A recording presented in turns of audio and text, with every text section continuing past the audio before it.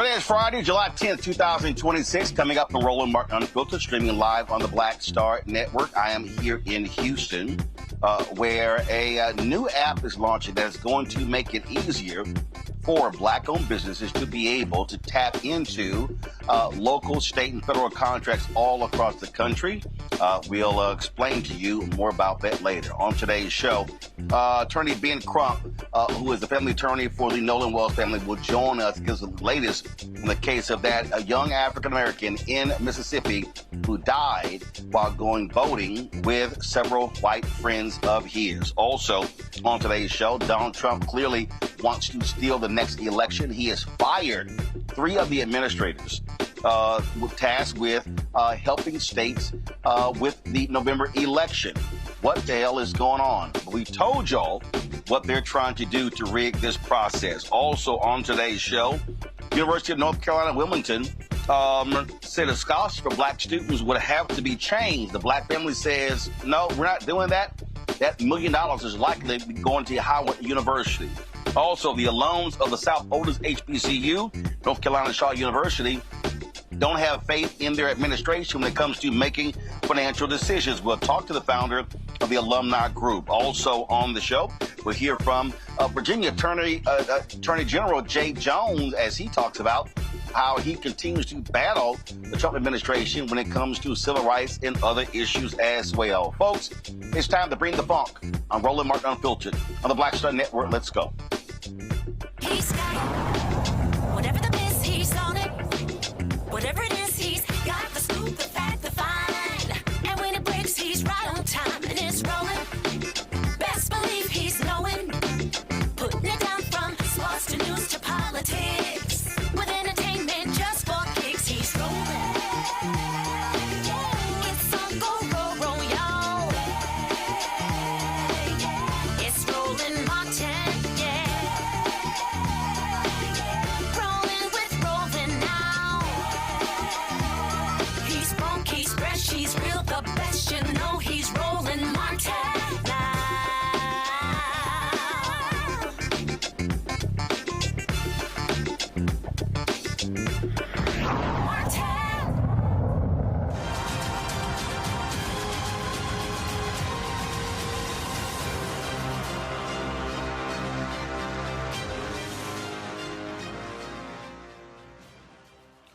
Folks, a federal judge has struck down Florida's Stop Woke Act, saying it infringes on the First Amendment rights of university professors. Florida Governor Ron DeSantis had this as one of his priorities, where he essentially wanted to tell university professors what they could and could not talk about in the classroom. It was signed into law in 2022. It restricted how professors at public colleges and universities could discuss race, gender, and related concepts in the classroom. This week, the 11th Circuit Court of Appeals ruled that Florida cannot enforce provisions of the law, citing the law as forcing an official government line into college classrooms. Florida A&M law professor Leroy Purnell sued the state over the law. He joins us right now. Professor, glad to have you here on the show. Listen, this is abundantly clear what we're dealing with here, and that is Ron DeSantis, like so many other Republicans, want to impose a white nationalist agenda on this country. They don't like the even any discussions about race and gender, and I'm glad to see this federal judge is slapping him down. That's absolutely right. I think that we filed this case back in the date you indicated because this law tried to set up a sort of penalty system of suppressing Black thought, pretending that Black history doesn't exist, pretending that racism doesn't exist, and in a university, which is a laboratory of ideas, and particularly here at HBCU, when we have law students who are going out and challenging the status quo, it's important that we discuss ideas clearly without intimidation. And this was a bill that, as soon as it was enacted, indicated that there's no way that I would adhere to that. So I am the lead named plaintiff on that case, It was decided on First Amendment grounds as far as the 11th Circuit Court of Appeals was concerned, but there were other issues in that case as well. The thing here, I warned people. I warned folks in Trump's first time in the White House, and then, of course, this second time, and then I warned folks about these southern states with Republican governors, where people felt that HBCUs were going to be an oasis or a place of protection. And I said, folks, you got to remember, our largest HBCUs are public universities. So if you're talking about Florida A&M, Florida, North Carolina A&T, North Carolina, South Carolina State, South Carolina, Texas Southern University, Prairie View A&M, Texas, Southern and Grambling, Louisiana. And I said we got to be vigilant and vote in these state elections, because otherwise they are going to try to make decisions that are going to even hinder our HBCUs. Now, granted, this law was not specific to HBCUs, but it's a perfect example of why we cannot be silent and sit elections out, because there are consequences when folks like DeSantis win. Well, the other thing to mention here is that the importance of this case is this is not just Florida we're talking about. The Florida legislation was modeled after a creation done by conservative think groups in D.C., and it was modeled after a framework established by Donald Trump. And so this decision is significant, not just for Florida, but it is the highest decision against the attempt to suppress the teaching of Black history in the nation right now. So we're very pleased at this juncture to have the support of the 11th Circuit. But I think, and I would hope people will be aware that they have to watch what's going on everywhere. This is an attack that I think an article I wrote recently that at least 23 to 30 states have laws on the book virtually identical to what Florida is trying to do in suppressing Black thought and speech. And so we have to be able to fight back against all of this on a local level and on a national level. Also, there in Florida, you have a governor who has put a bullseye on the back of university professors. And as you said, Florida operates sort of as a test case for others. What has been happening in Florida has been happening in Texas. I'm here in Houston with MAGA Governor Greg Abbott, Yes. And Dan Patrick, upending what's happening at my alma mater, Texas A&M University, University of Texas, Texas Tech, and others, because they want to put their right-wing stamp on these state institutions. And other states as well. And so, again, we're constantly trying to warn people on this show that when you see an action in North Carolina, understands it's not just North Carolina. If you see something happening in Georgia, it's not Georgia. This is a part of the MAGA Republican attack on Black America. It is their effort to target universities because they believe that these are liberal bastions, and that is what is really driving them crazy. Well, that's absolutely true. Understand that one of the things this law tried to do is not just to stifle and gag the discussion of our issues in a classroom of ideas, but also to require that we repeat and adopt their own thoughts and their own agenda. I mean, we're talking about a situation here in Florida. Remember, we had a governor who suggested that slavery was simply a job training program for Black folks, and so I'm not gonna buy into that. And the notion that somehow I'm obligated to repeat such natherings just because I'm employed at a state university was absurd, and the 11th Circuit agreed.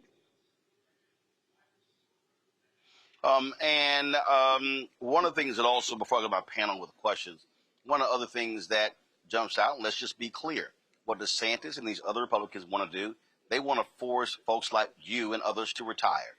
We saw that in Louisiana, where there were some professors who actually retired. They've been attacking tenure. They have been going after, the underpinning. And so what I've been saying to people, listen, they are attacking these well-established institutions, just like they want to attack every facet of Black America: academic, civil rights, social, economics, you name it. You're absolutely right. And we've seen losses all across the country. In this state, I know some friends of mine who have been at other universities said they couldn't take it anymore. They went to another state. The desire to push out those who would speak up and fight back, is a pressure that we feel every day. And yes, that can be reflected, and there are other bills, laws in Florida that try to tie it into tenure, try to tie it into arbitrary decisions to disapprove you if you are not adhering to a party line on this.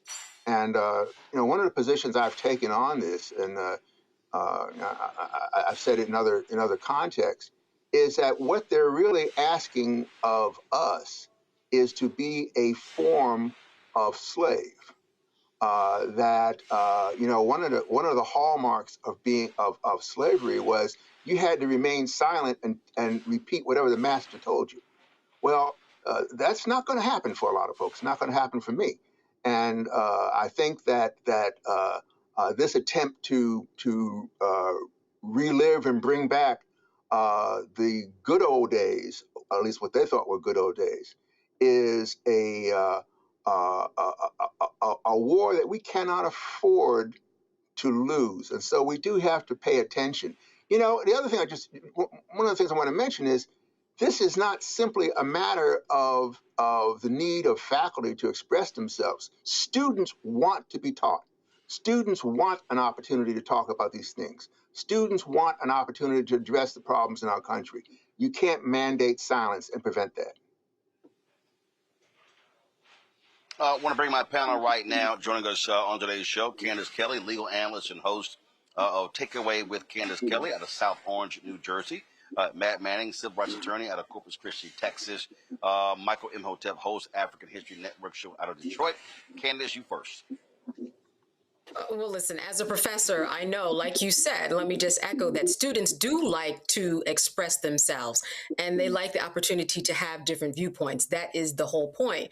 And the whole point is that that's what a classroom is for. If you have a different viewpoint, your opinion is welcome. My question is this a precedent that you think will carry a lot of weight? We have different circuits with different schools of thought. What will this do for K through 12? What do you think this will do with the other states that have similar laws on the books? Well, I think that it will have a positive and leading effect. I mean, if you look at some of the language from the 11th Circuit opinion, they are expressive and indicate concerns about the impact of legislation like this on K through 12 as well, although that's not specifically the issue that was raised in this case. As I indicated earlier, when we look at the laws like this that have been adopted in every state, almost a blueprint, you scratch out one name and you write in another. This is, to my, as far as I know, the highest level, that is the United States Court of Appeals, that this issue has reached in a positive manner. The 11th Circuit is a very well-respected circuit, and I would hope that this will have sustaining quality to it and provide leadership for other states and other circuits that are considering virtually identical laws. Thank you. Matt? When I see these kinds of things, Matt? it just seem to me to be, can you hear me? Seem to me to be blatant viewpoint discrimination. But my question is, what are the other grounds of the lawsuit? And did the 11th Circuit reach those merits of those, or did they pass on those because of the disposition on the First Amendment question? Well, when you look at the original lawsuit that was brought, it raised the First Amendment issues and also raised issues relating to equal protection and the fact that this law was a poorly disguised direct attack on black folks. I mean, even its name, woke is a term that originated in the black community, and so it has a disparate impact on the black community, and those issues were raised in the original complaint. Judge Walker, the district court judge who issued the preliminary injunction, decided that the First Amendment grounds were strong enough that he issued an opinion based on that, and not and did not address the other issues that remain in the case. But there are other issues in there in terms of equal protection that presumably, when this case finally reaches full litigation and trial, will be addressed again. And there are issues that even go beyond what was originally filed in the lawsuit. For example, I think that there is an issue of whether or not this attempt to silence black folks in a way that is similar to said slavery, whether that might not even in fact be a 13th Amendment violation as a badge of slavery. Michael. Professor Purnell, thanks for coming on and sharing this with us. I've been talking about these anti-critical race theory laws since they started, and I think Florida was the first state that had them. I wanted to focus in on something that you said. You said Florida modeled their Stop Woke Act after framework from a think tank in Washington, D.C. that was modeled after policy from Trump. Was that in Trump in his first administration? Yes, well, Trump in his first administration adopted the reports from the Heritage Foundation and others that outlined attempts to model, to control and to suppress critical race theory, or what they would call critical race theory. And so they developed a blueprint that the first Trump administration signed off on. The Biden administration, through executive order, overturned that almost the first day that it came in. And now that same blueprint has been sent to the states around the nation, and they in turn have adopted versions of that foundation report. And so Florida did that. Texas is very close to the same thing. I mean, you can get minor differences in there, and other states as well. So yes, there is a blueprint out there. It is a consistent attack on critical race theory, right? A consistent attack across the nation on just recognizing the role and significance of race in our history and in our current condition. So this is I would have to say that to give the devil its due on this. They got their act together as far as a consistent attack. And so that's why I've always argued that we have to do the same thing, get our act together and have a consistent response. Yeah, just very quickly, was that the September?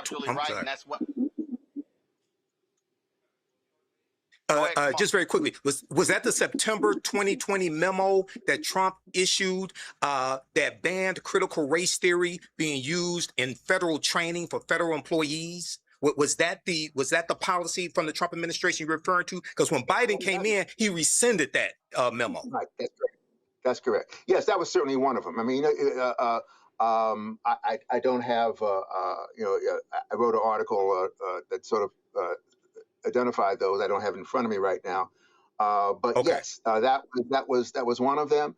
I think that what Trump did in that memo was converted over for state adoption to outlaw that in education, in employment, and in other areas as well. All right, thank you. All right, Professor Purnell, we certainly appreciate it. Congratulations on this. I'm sure they are going to appeal this. But as I have consistently said, we have to fight back at every single effort what these folks are doing because their aim is very simple, and that is to completely destroy what has taken place over the last 60 years for African Americans and others. And in fact, they want to go as far as back those Reconstruction Amendments. And so we must be on guard and be utilizing everything at our disposal. Our civil rights groups have got to be filing these lawsuits, and we've got to be doing our part at the ballot box. Agreed. Yes. All right. We appreciate it. Thanks a lot. Folks, let's go to a break. We come back. Let's talk about how Donald Trump is trying to steal the election in November. Also, why is J.D. Vance trying to call Democrats out for protecting fraudsters when Donald Trump lets off another Ponzi schemer? I'll explain. You're watching Roland Martin Unfiltered, broadcasting live right here on the Black Star Network. All right, folks, let me tell you about Chapter. Now, if you're on Medicare or about to be, the system is not set up to work for you. Too much fine print, too many plans, and too many people making money off of your confusion. And look, we're used to this. We're no strangers to systems that don't have our best interests at heart. But we don't have to accept it when it comes to Medicare. That's why I'm telling you about Chapter. Their advisors are independent and honest. In fact, they're the only Medicare advisors that compare every plan nationwide. And they're focused on one thing: what works for you. If there's a better plan out there, they'll find it. If you're already in the right one, they'll tell you that too. There are no games. Just last year, people who switched with Chapter saved an average of $1,100. It's 20 minutes and a real person. It's completely free. My parents actually have already called. My mom sent me a text. Folks, give Chapter a call at 724-264-8281, 724-264-8281, and connect with someone you can trust. Folks, these are the kind of services that we need for our audience here at Roland Martin Unfiltered and the Black Star Network. So call Chapter right now, 724-264-8281. What's up, y'all? This is Wendell Haskins, a.k.a. Win Hogan at the original T-Golf Classic. And you know I watch Roland Martin Unfiltered.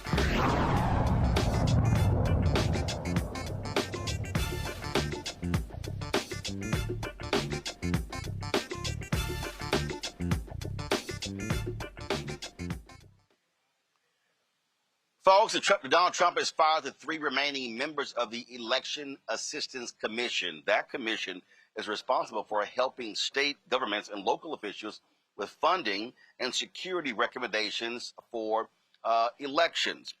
Democratic members Benjamin Hovland and Thomas Hicks were immediately fired, while Republican Commissioner Christy McCormick was given the option to resign. Thursday's firings came after a June Supreme Court ruling that gave Donald Trump the authority to fire any bureaucrats that he chose to do so. It remains unclear whether Trump will replace the commission with new appointees. Actually, I don't think it's unclear at all. He's not going to do that. What we are seeing is an effort to completely rig this election. Donald Trump is scared to death that if Democrats win the House, he is going to get impeached, and he certainly has earned that.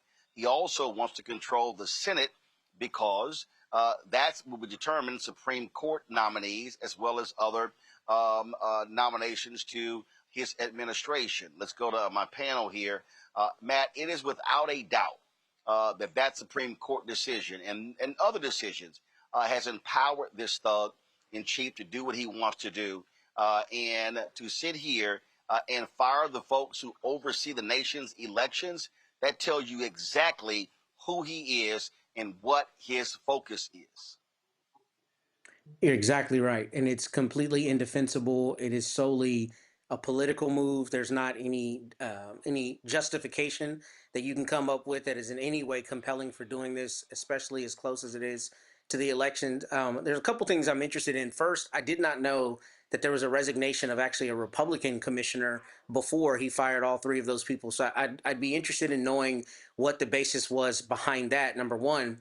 But number two, I'm especially interested in knowing what experts will say the trickle-down effect will be, because my understanding is the EAC, dispersed grants to state and local elections groups, and that's going to have a major effect on places that were requiring that money or needing that money and needing just the assistance and the best practices, I think, is what the EAC is very important for. So not only is he getting rid of those people at the top, but it's going to have presumably a measurable effect on the local elections. And it's going to be another part of the way that Republicans and Trump are trying to steal elections all across the board at all levels. Candace, listen, we already seeing it. We saw it this week where Trump gave disaster assistance to red states and denied assistance to blue states. I wouldn't be surprised that what they're going to do is by firing these commissioners, they're going to bring the control of the disbursement of those dollars in-house. And I wouldn't be shocked if they give money to red states and screw blue states. They're rolling. I mean, listen, this is what happens when you back a dog up into a corner, right? They start barking and you get out your broom and you try to fight them and they attack. And this is exactly what Trump is doing. Like you said, what's going to happen is because there's nobody that's going to be anywhere to make the policy. So the default policy is going to come from Trump and anybody else who's around him. We're talking about voting machines. Are they working properly? Like Matt said, do local jurisdictions have the money that they need in order to properly function? The registration form that Trump wanted really strict requirements to make sure that people were not immigrants and that full citizenship. All of that's going to go into effect by default if nobody watches and if voting rights groups and people like you and me do not pay attention to this, because that is what the setup is. Help whatever is going to help with him in this midterm elections, which is exactly why these firings are taking place.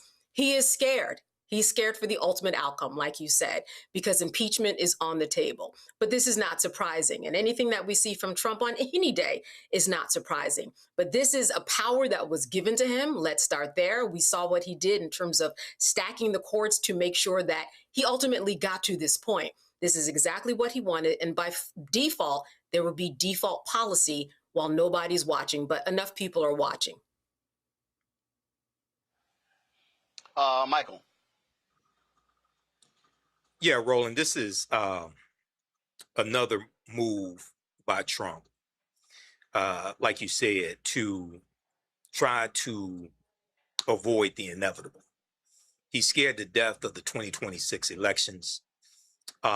We saw the seizing of ballots in the county in Georgia. We know that he said he wished he had seized ballots in the 2020 election.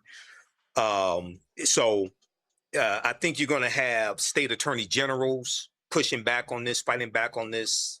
If it comes to a situation where there's a reduction in distribution of grants to states, things of that nature, right? But at the same time, there has to be a energy on our side that fights back against things like this.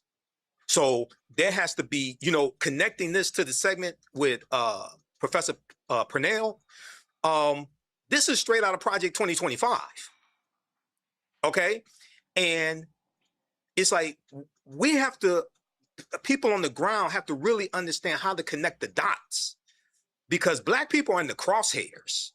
This is not a game. That's why I don't use the phrase they're playing in our faces. These white nationalists are not playing. At some point, we have to wake up. Absolutely. And so again, we keep making this point to folks consistently that elections have consequences, and the only way to stop these people if we absolutely positively overwhelm the ballot box. All right, let's go to a break. We come back. Lots to talk about, including we'll talk to attorney Ben Crump about what's happening in the case of Nolan Wells, the Black teen who was found dead in Mississippi. That is coming up next. Folks, you're watching Roland Martin Unfiltered on the Black Star Network. Be sure to support the work that we do. Join our Bring the Funk fan club. If you want to contribute via Cash App, use the striped QR code. You see it right here on the screen. That's also for credit cards. If you're listening, go to blackstarnetwork.com. Checks in money order. Make it payable to Roland Martin Unfiltered. P.O. Box 57196, Washington, D.C. 20037-0196. PayPal is R Martin Unfiltered. Venmo RM Unfiltered. Zelle Roland at RolandSMartin.com. Roland at RolandMartinUnfiltered.com. Back in a moment. chapter. Now, if you're on Medicare or about to be, the system is not set up to work for you. Too much fine print, too many plans, and too many people making money off of your confusion. And look, we're used to this. We're no strangers to systems that don't have our best interests at heart. But we don't have to accept it when it comes to Medicare. That's why I'm telling you about Chapter. Their advisors are independent and honest. In fact, they're the only Medicare advisors that compare every plan nationwide. And they're focused on one thing: what works for you. If there's a better plan out there, they'll find it. If you're already in the right one, they'll tell you that too. There are no games. Just last year, people who switched with Chapter saved an average of $1,100. It's 20 minutes and a real person. It's completely free. My parents actually have already called. My mom sent me a text. Folks, give Chapter a call at 724-264-8281, 724-264-8281, and connect with someone you can trust. Folks, these are the kind of services that we need for our audience here at Roland Martin Unfiltered and the Black Star Network. So call Chapter right now, 724-264-8281. My name is Bill Duke, and you're watching Roland Martin Unfiltered.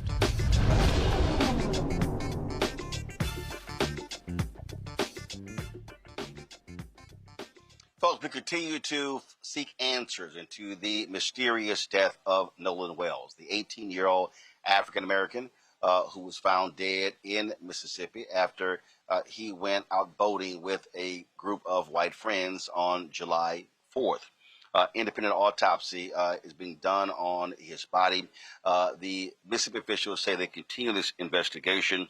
And again, we continue to ask the critical questions. What happened? What happened to this young man? And how did he end up dead? Joining us right now is Christine and Elmore Wansley, the parents of Nolan Wells, also the attorney, Ben Crump. I'm glad to have all three of you here. Certainly our condolences go out to you, Christine and Elmore, on the loss of your son. Thank you. I want to be clear in terms of trying to understand this timeline. What time did Nolan go out with his friends? What time did they go out boating on July 4th? So that was sometime in the morning. I don't have the exact time. I do still have his information up on the Life 360, but it was earlier in the morning on July the 4th. So, and so he said, hey, July 4th, we're going out for the day boating. Was this something that he had previously done with his group of friends?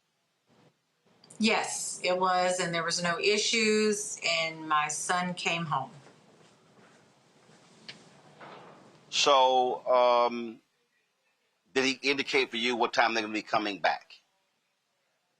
No, like his dad has stated in multiple interviews, it was his last hurrah before reporting back to school. So we were just, going to let him have that time to really just decompress because, football can be a lot on you, especially too, he was a student athlete. So he wasn't just, doing one thing. He was having to manage both.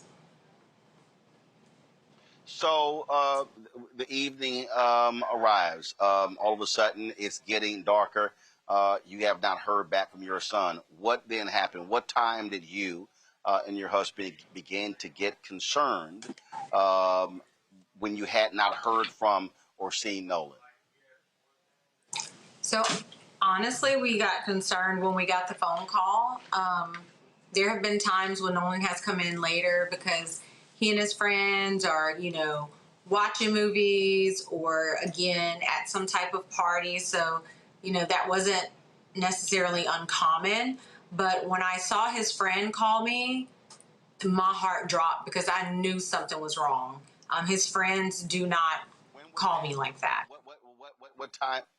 What time was that? That was around, that was, I think, 11:07 is when he called. and he So said, he you leaves know, that morning.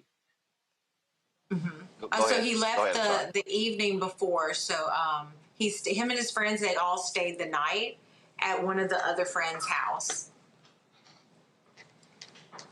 Okay, so July 4th was that Saturday. So they stayed the night with some friends on Friday. So y'all last saw Nolan on Friday, and then he goes out with them on Yes. Saturday.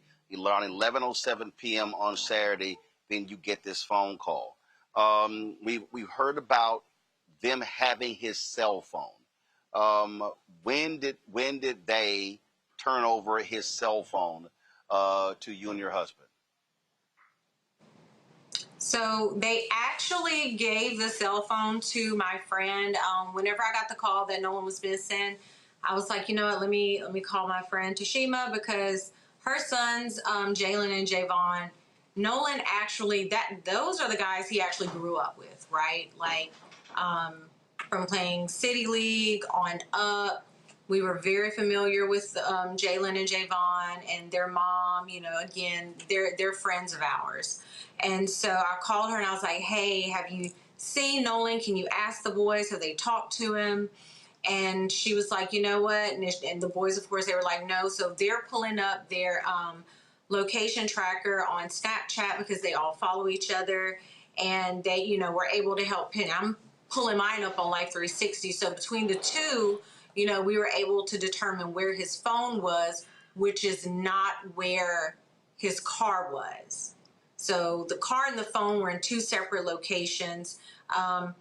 Elmore and I were trying to, after we got off the phone with Tashima, because she was like, hey, look, don't worry about it. I'll go get it. You know, we went ahead and started calling authorities to see who we needed to file the missing persons report with. And when you got the phone, Elmore, I have. Go ahead. I'm sorry. Go ahead, Ben. no, Go ahead. you asked about the phone. It was important when they got the phone. So it took a while. It took a little bit before the phone was handed over to my friend. And then we did meet up. And of course, you know, we met up soon after. We filed the police report finally. And then she was on her way back towards Ocean Springs. So we met up at the second house to pick the car up, which is where he stayed overnight. Elmore, the only thing I was going to point out was... Yeah, go ahead, Ben. The only thing I was going to point out that is very important, we believe, some of the Snapchat messages seem to have been deleted, and some text messages seem to have been deleted, and we believe that could prove very relevant. Elmore, I've raised 6 nieces, and first got nieces when they were as early as a year and a half, and raised them all the way through. They were even now my twin nieces, and they're 22 years old. I don't know many kids today who they're never without these. And did that cause you suspicion that, and when you think about your son, was his phone always with him? Was he always on his phone? Was he always using his phone? Yes. You talked about, Christine, you talked about the life tracker. I would assume, just like my nieces, his hand was attached to the phone. Yes. All the time. His hand was attached to his phone all the time. His hand and his phone was always in my face messing with me. So he wouldn't go nowhere without that phone. He wouldn't give someone else his phone and go off a whole nother way. It just wasn't in his character. We didn't raise him like that. For him to not stay with the people that he came with. We taught him that, like, if you go with someone, you stay with them. You go with them, you leave with them. You don't go off. You don't split from the group chasing a girl. There's girls back where you at. There's girls everywhere. So she's not the only one. You can find another girl. So I constantly drilled in his head to always stay with the group. Always just be mindful of your surroundings. And you know, all of the kids really. I constantly had those conversations with him until it's like he got, and I could tell he was getting tired of Dad, you're nagging, but I kept saying, son, one day you're gonna thank me for me nagging you like this, because you're gonna say, you know, Dad was right. And when that day comes, I want you to pick that same phone up and call me and tell me I'm right. So, I say it's just hard for us to believe that he would choose to stay on the island without any kind of forms of communication. And see, that's the thing that jumps out at me. Again, knowing how young folks are today, if he says, okay, I'm gonna go with somebody else, they don't leave this. They don't, like, that's the no. Hey, be sure, give me my bag. Make sure I have my phone. And being, that's what immediately jumps out, that he's separated from his phone. It takes so long for his parents to be notified. And then when you said it appears as if some items have been deleted, obviously people don't realize text messages cannot be deleted permanently. Have you already communicated with the cell phone company to be able to pull those records?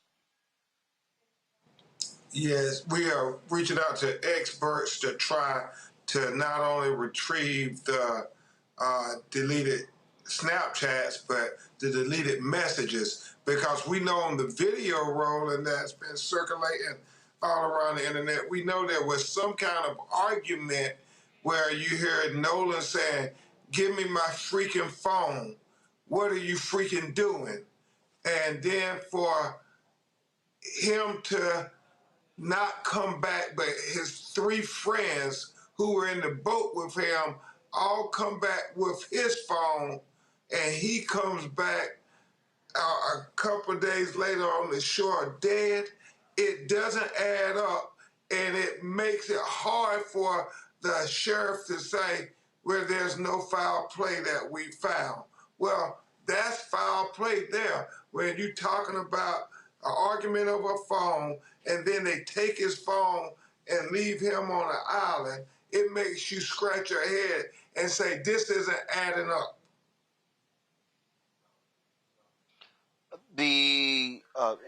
Have you, Christine, and first, have y'all had any, did you have any conversations, any discussions with these, and was it 3 young men who went with your son, or was it more?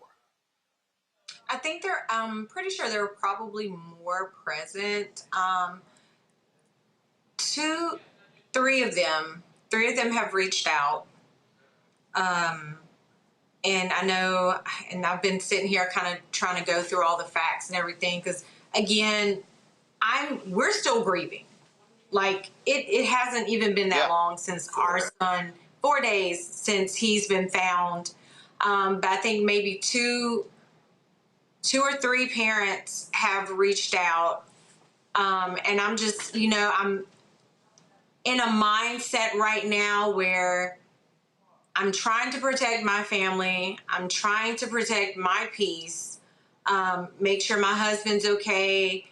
And it's a lot, because social media is just so nasty with what this pain that we're going through. Like, they think it's a joke, and it's horrible. And I pray that they never have to go through anything like this. Well said. Unfortunately, and Ben knows this, I've had to interview far too many of his clients. I always say this is a fraternity or sorority that no one wants to be a member of. Absolutely. What is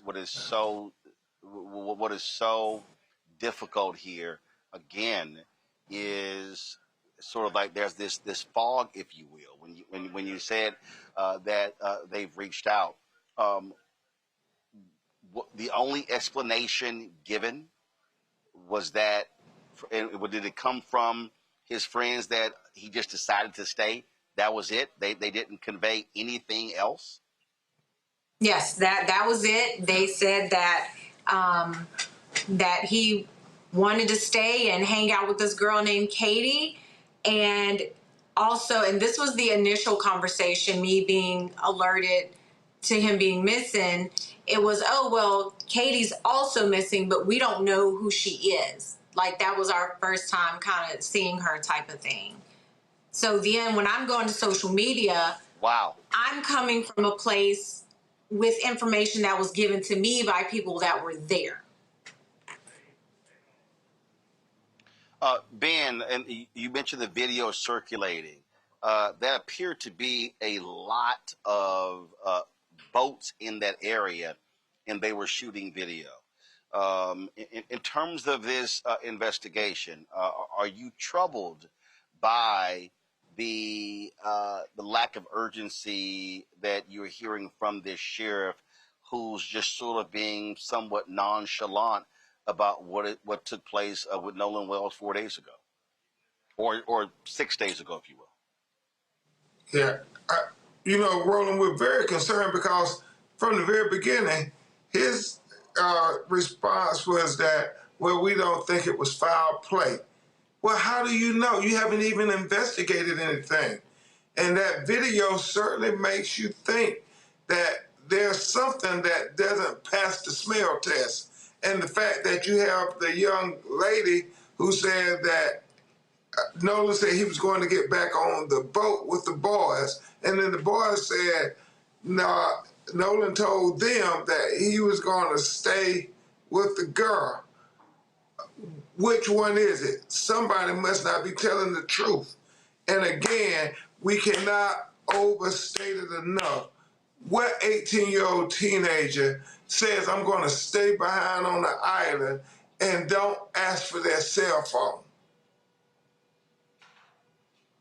Well, especially when you look at the map that shows the distance this island from from where they came from. I do want to ask Christine, her husband, is here. So the photos that we've been showing, were those photos taken on that day, or was it a previous boating trip? We think on that day. That was taken on that day, specifically the one with all three of them. Whenever I had made the post asking for information, there was a young girl who reached out to me, and she said, hey, Miss Christine, I know that in the report it's stating that he had black shorts on, but she was like, he actually had blue shorts. And those are two very different colors. Like, you can't get those two confused. And so what she did is she's like, I'm going to send you these pictures to show you, so, I could use to show everybody, like, this is actually the color of the shorts he was wearing. Because she was concerned too So they had sent those photos to her, or had they posted No, those these photos are on pictures social that media she took. No, she took the pictures. Okay, so she was. Yeah, she took those herself, and she sent them to me. She was out there. Yeah, she was out there. Got it. Obviously, it has been 4 days since your son's body was found. 7 days since you last saw him. Are you concerned with the pace of this investigation? I would also ask Ben. I mean, do you believe? Initial reports saying that the young men have been questioned. No one obviously has been taken into custody. Any thoughts and concerns about that? The pace of this investigation, that here we are, is 4 days later, and there still are so many unanswered basic questions. Yeah, I know the family is very concerned. That's why they wanted an independent autopsy done, Roland Martin, and so the body was flown from Mississippi to Washington, D.C., because they want to have a doctor do an exam of his body that had no connections, no influence from the law officials in the state of Mississippi. Because it's inescapable that, Roland, had the roles been reversed and you had 3 young black men and a young white man on a boat, and the white man dies or is killed, you will see a completely different investigation, Roland Martin. I mean, especially, and you got his cell phone, and you back on the island, and you leave him on the island. I mean, it's so many things that says you all are not doing a zealous investigation on behalf of the family of Nolan Wells. We want the same kind of investigation that you would have did if the roles were reversed for a young white man for our son too. Absolutely. Elmore, it has to be. I listened to you as you talked about your son felt like you were badgering him when all those questions, and the reality is, fathers and mothers desperately want to protect their children, want to provide them with as much cover as possible.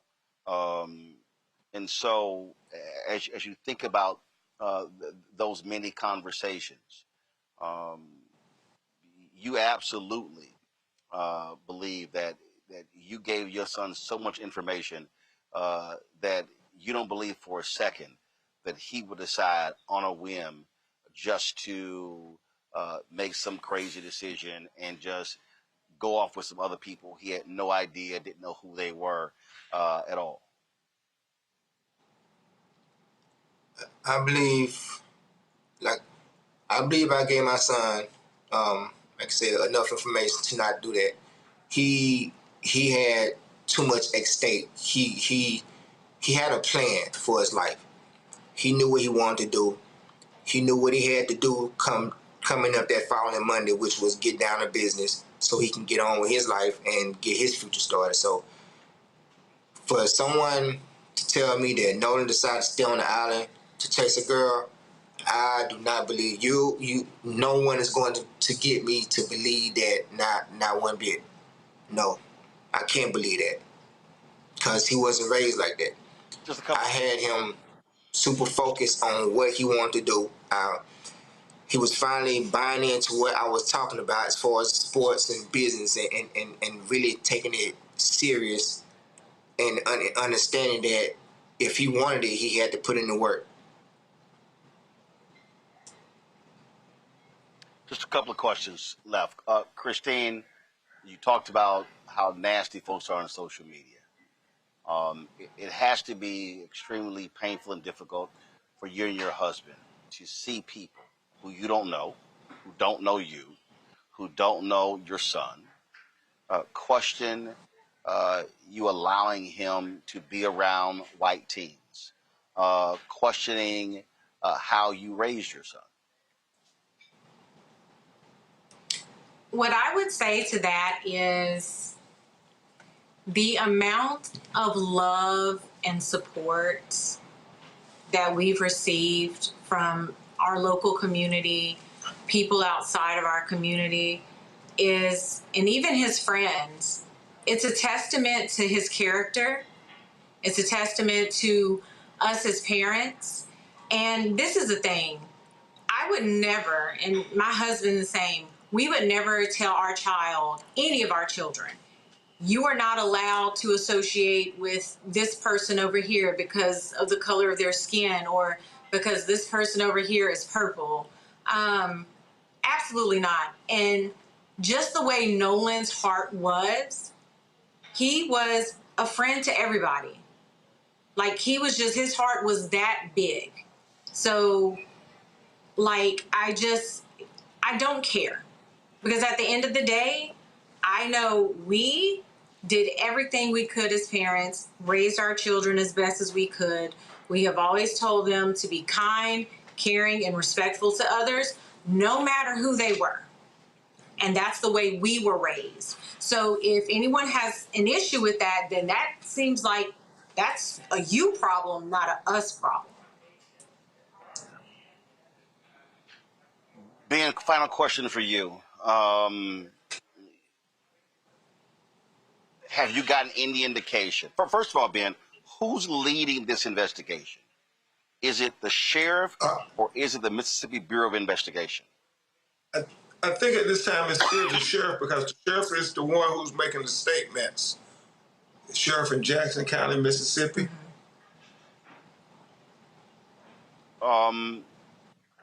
Do you want to see the MBI take this over? I want to see somebody lead the investigation who's going to do so zealously. We are in a ferocious search for the truth. I mean, with every day that goes by, that makes it a little more daunting, a little more challenging. So time is of the essence. I mean, we don't want not one more sleepless night to go by just because they don't have answers. We know they're never going to have peace because, you know, they baby, as they talked about, bought their family so much peace. And so there's a void in their hearts and in their families forever. But let's at least give them the transparency that they deserve. As Christine said, any parent, black, white, brown, or red, you would want answers. If somebody came to you and said, we went out with him, we left him, and now he's dead. No, we got to get answers, Roland Martin. We must get answers. Christine Elmore Wansley, again, our condolences go out to you. It is absolutely difficult, and as you said, it's even more difficult when you're trying to grieve the loss of your son and you're having to do interviews and, frankly, put the pressure on officials to get answers as to what has taken place. And so I appreciate both of you joining us. I appreciate Ben Crump, you being here as well. And certainly we've been covering this story from day one, as we always do. We're going to continue to cover this story because it needs to be told, and we need answers as to what took place to 18-year-old Nolan Wells. Thanks a bunch. Thank you so much. Thank you so much, Roland Martin. Thanks a lot. Quickly go to my panel here. Candace, when we talk about evidence collection, what is bothersome here is that these boys come back, they call the mother at 11 p.m., they don't get the phone until the next day. Anybody who understands investigations, you are most concerned about the destruction of evidence. In this case here, we're dealing with water.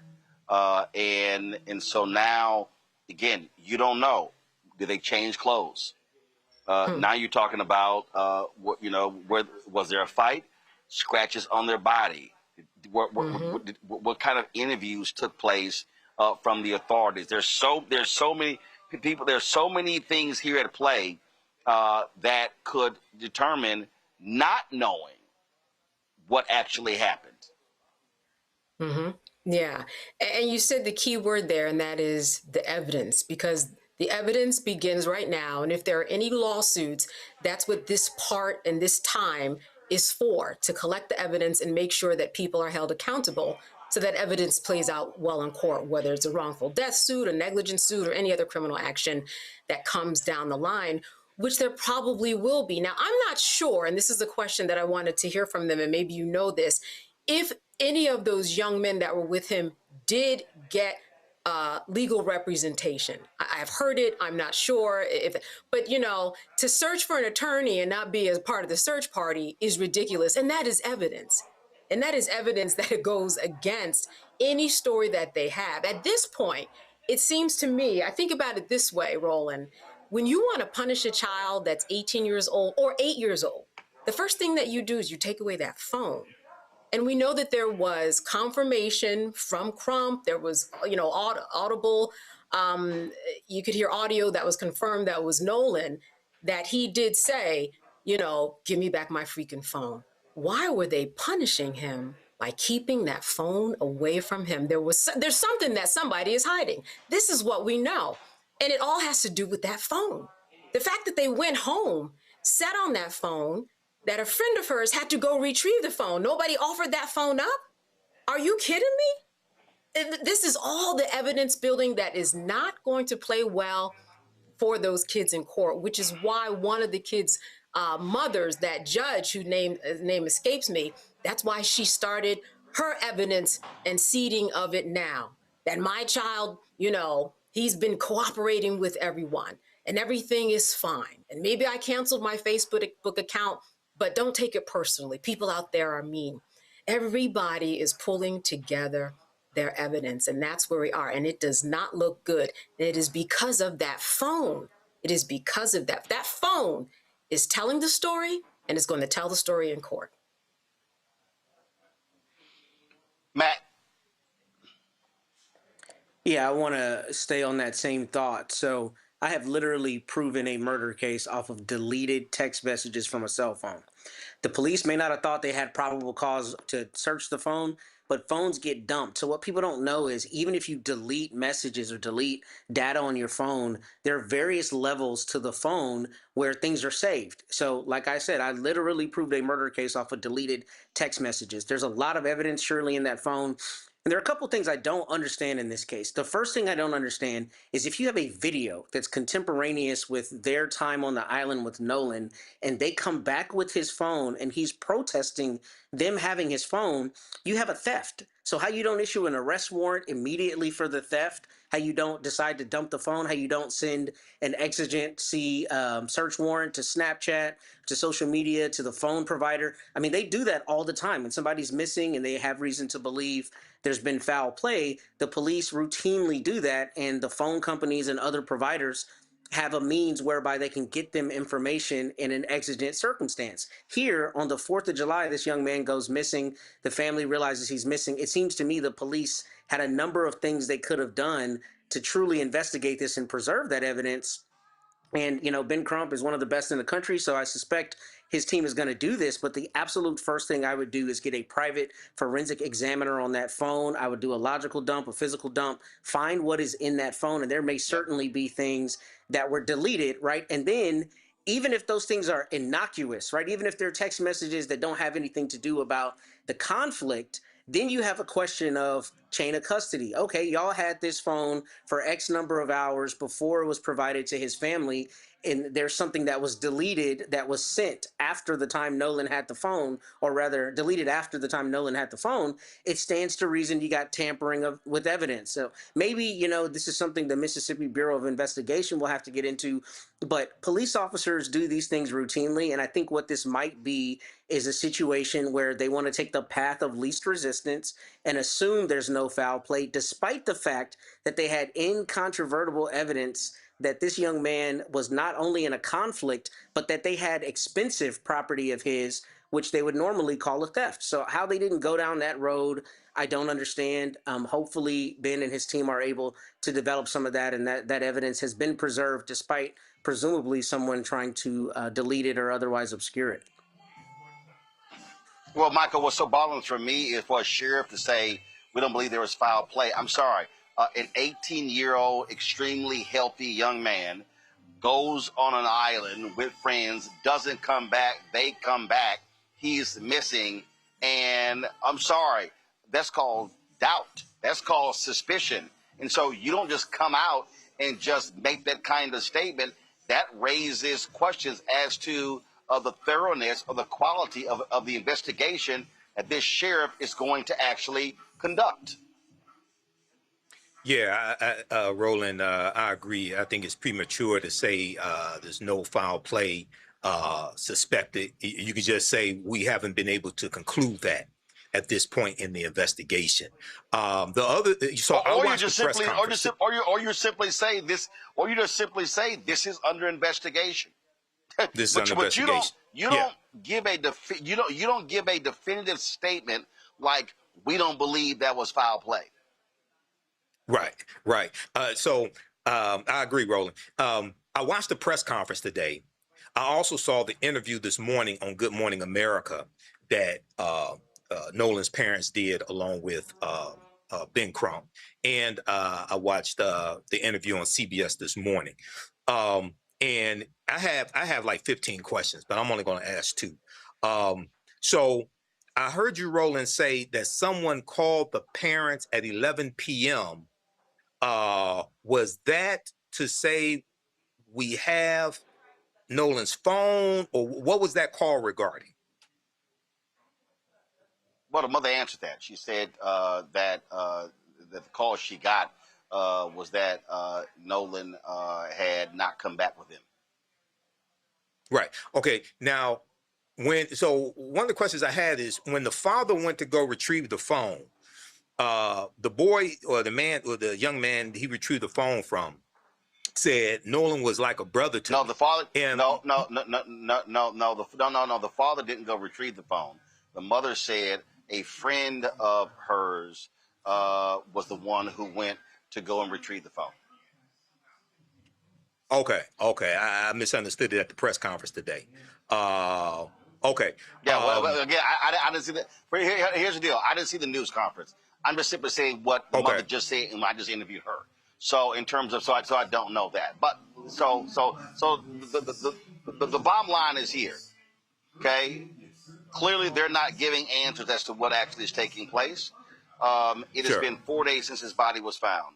7 days, 7 days since they last saw him. 6 days since July 4th. And it's clear folks are clamming up. And so I would hope the sheriff is doing a real investigation. And the problem is, if he's not, for every day that you get away from this, the problem that you have is you have a lack of evidence. As we said, evidence could be destroyed, evidence washed away, all that sort of stuff. And that's really what is of great concern. I got to go to a quick break. We come back. We're going to talk with the alumni group of Shaw University, where they have some serious concerns about the leadership of that HBCU in North Carolina. You're watching Roland Martin Unfiltered on the Black Star Network. All right, folks, let me tell you about Chapter. Now, if you're on Medicare or about to be, the system is not set up to work for you. Too much fine print, too many plans, and too many people making money off of your confusion. And look, we're used to this. We're no strangers to systems that don't have our best interests at heart. But we don't have to accept it when it comes to Medicare. That's why I'm telling you about Chapter. Their advisors are independent and honest. In fact, they're the only Medicare advisors that compare every plan nationwide. And they're focused on one thing: what works for you. If there's a better plan out there, they'll find it. If you're already in the right one, they'll tell you that too.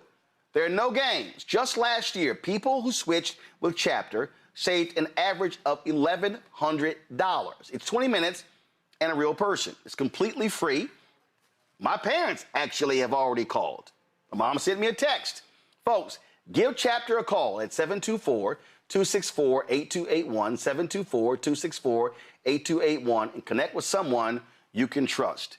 Folks, these are the kind of services that we need for our audience here at Roland Martin Unfiltered and the Black Star Network. So call Chapter right now, 724-264-8281. I'm Ryan Wilson, CEO and co-founder of The Gathering Spot, and you're watching Roland Martin Unfiltered on the Black Star Network.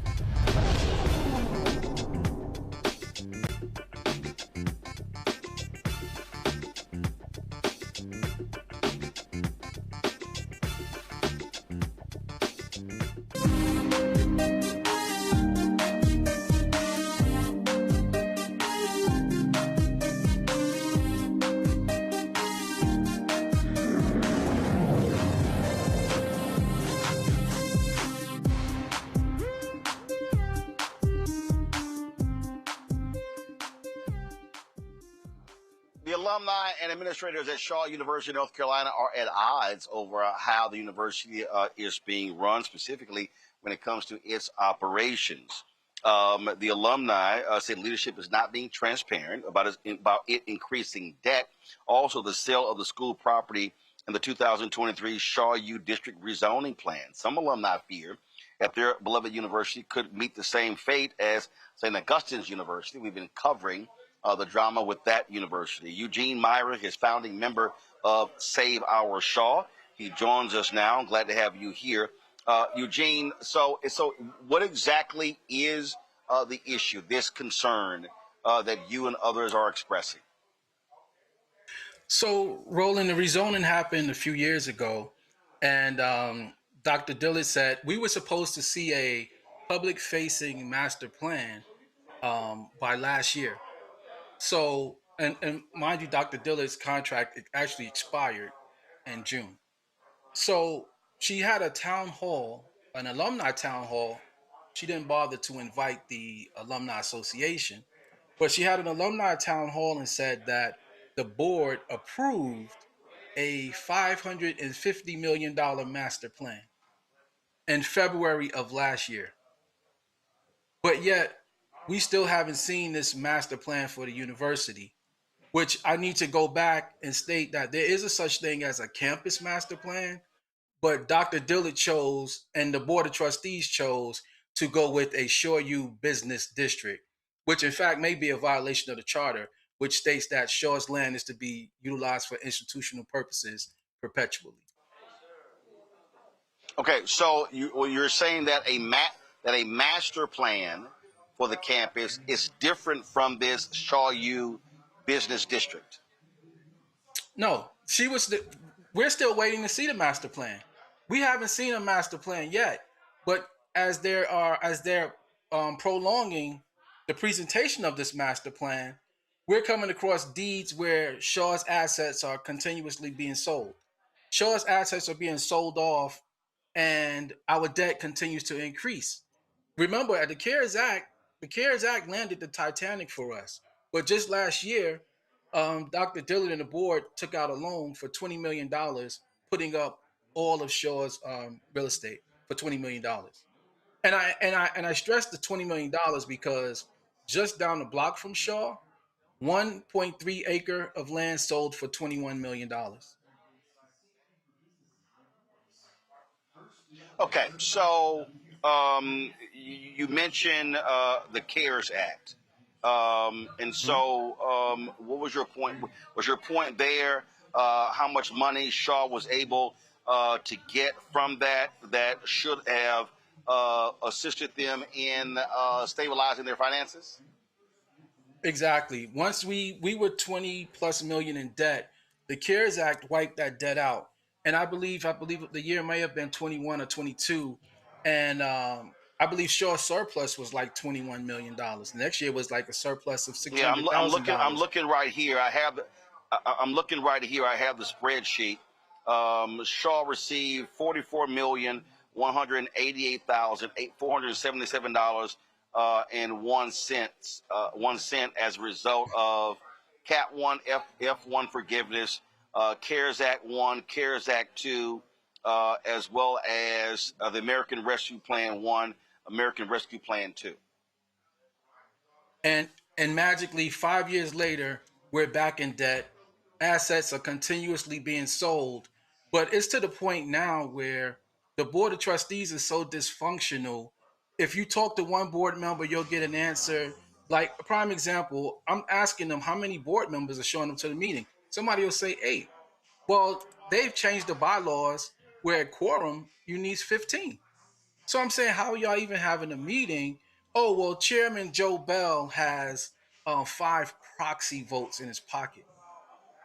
Roland, if somebody was to really do the homework, proxy votes, a chairman of a nonprofit organization in the state of North Carolina, it is illegal for the chairman of the executive committee of a nonprofit organization to utilize proxy votes because all of these board members have a fiduciary responsibility. Yep. So with that in mind, does the alumni plan on suing the university? Listen, we sued some years ago. So we ran into a situation in federal court where a judge said, yeah, y'all went to Shaw University, but you don't have standing. The same issue that St. Aug came up against. St. Aug elected their alumni president, but the board never sat him. I went with them to court, Roland, and I watched the attorney for their Board of Trustees say, Yeah, they have valid points, but they don't have standing. They don't have a board member with them. So regardless of all of this corruption, the binders, the judge said, "There's nothing I can do here." It was tossed out. So at this point, we're literally But, trying to but, gather. but, but, but, Go ahead. but in the case of St. Augustine's, just like your private university, there was a role that the Attorney General plays because you are a nonprofit. So have you had any conversations with the Attorney General of North Carolina? And that's the move that we're headed toward right now. Our next conversation is trying to have a discussion with our alumni association representative, because it would hold much more weight if we had a member of the board of trustees was standing. If that doesn't work, then our next choice we would have no choice but to go to the Attorney General to ask them to look into some of these matters, because it goes so deep, Roland, as to Shaw's original charter was on the books in 1875. Fast forward to, I believe it's around 1947. Section 8.5 was added to the charter specifically around real estate. It specifically states that the only way Shaw could sell real estate is to be signed by the chair of the board of trustees, the secretary of the board of trustees, as well as a university seal. We have property. Dr. Dill is selling property. Chairman Joseph Bell is selling property. There's no seals, no signature from the secretary of the board of trustees, even going back to the sale of WSHA. We didn't even know that they took out a $2 million loan from the company that they sold the radio station to, because we don't get any answers from the university. But our next step, our first goal is Go ahead. Our first goal is hoping that our step. National Alumni Association president will step up, because he would have standing. Those of us that filed that suit some years ago, all he would have to do is white our name out, stamp his name there, and he would have standing to go to court. Well, and that would be the best way for us to go, as opposed to hoping that the Attorney General will step up to the plate. Shaw University sent us a statement when we reached out. They said increasing debt does not on its own tell the story regarding the university's property decisions. Responsible financial stewardship requires evaluating how resources are utilized, what investments they support, and how those decisions contribute to the university's long-term stability and missions. The university's debt has increased in the last few years, due in large part to delayed maintenance, including HVAC systems and enrollment decline. They also said that several non-core properties have been sold in recent years. The non-core properties sold were either through the donor's wishes and always through appropriate processes and at market value, reflective of the real estate conditions and valuations at the time of the transaction. They say the university's approach to campus progress planning and land use has been thoughtful and informed by intentional engagement with alumni, faculty, staff, the surrounding community, and professional expertise.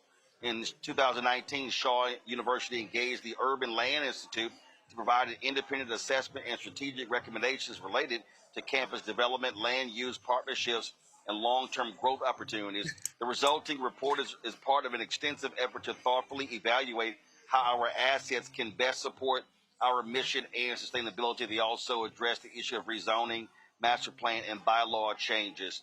They said, in summary, with the 2022 reaffirmation by SACSCOC, our accrediting body, and adjusted plans to roll out the Shaw U District Rezoning Master Plan in fall 2026, our focus remains on strengthening Shaw University's financial foundation through thoughtful stewardship, strategic planning, enrollment growth, expanded partnerships, and diversified revenue opportunities, while preserving the legacy and mission that have defined Shaw U since 1865. Your final comment. So, Roland, fall 2026 will be an opportunity again to avoid the alumni body. Dr. Dillard came to the alumni meeting, and this past October or whenever it was. Dr. Dillard was at the meeting. She said, "We're not selling any downtown property." Think about the multiple lies that we've been faced with.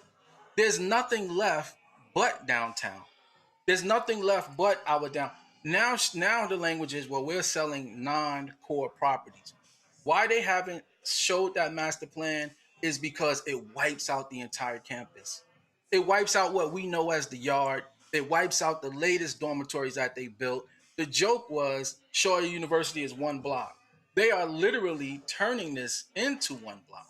When you look at the rezoning application, it says Shaw will house 100 students in the third building for 5 years. What about the first? What's the first two buildings? Why only for 5 years? And Roland, if you will allow me, I know you can, but let me just take it back to the radio station sales. Let me talk about the multiple scams. See, WSHA was sold to cover up a bunch of things. When Dr. Emeka filed his lawsuit, his whistleblower lawsuit, he said he was asked to sign off on a fraudulent audit.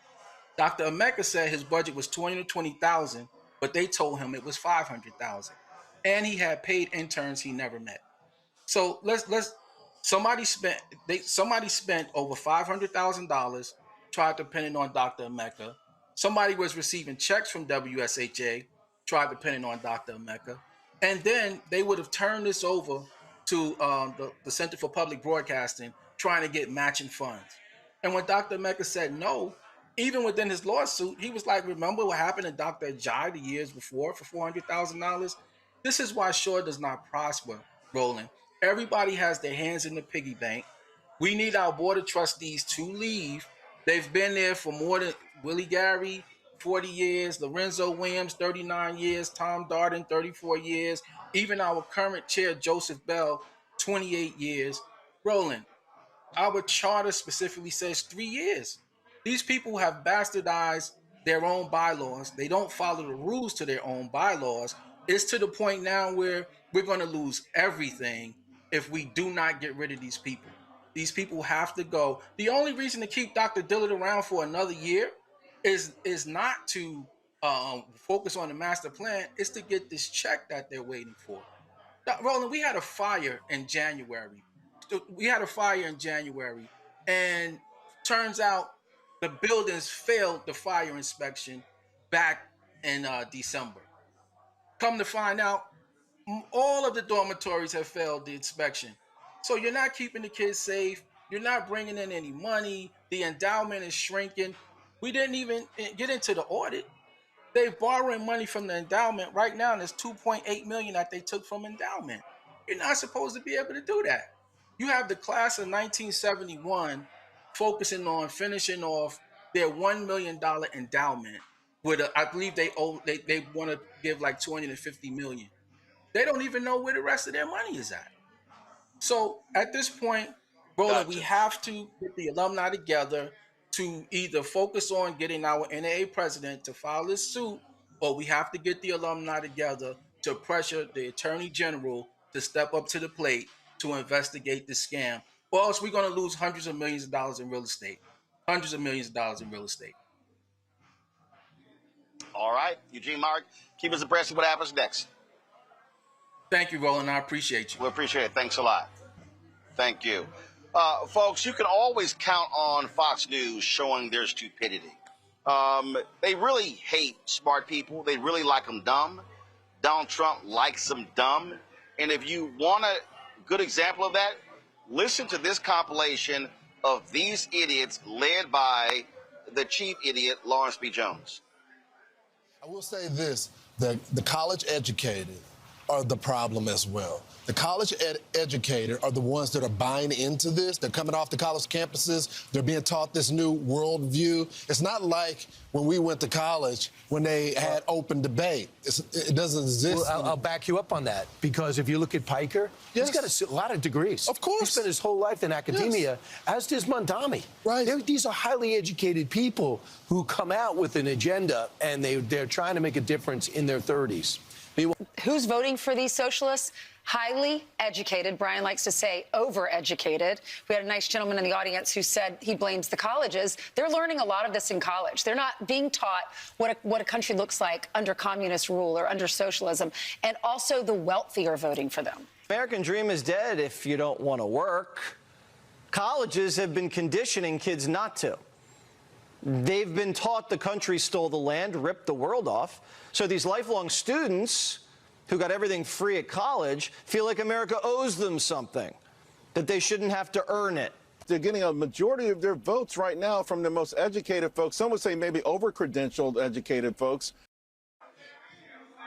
Isn't that, it's a shame. Fox News, they're saying, oh, I'm sorry, too bad you actually have an education. Candace, they like them dumb. The right wing likes them dumb. That's why Donald Trump's biggest group is non-college white people.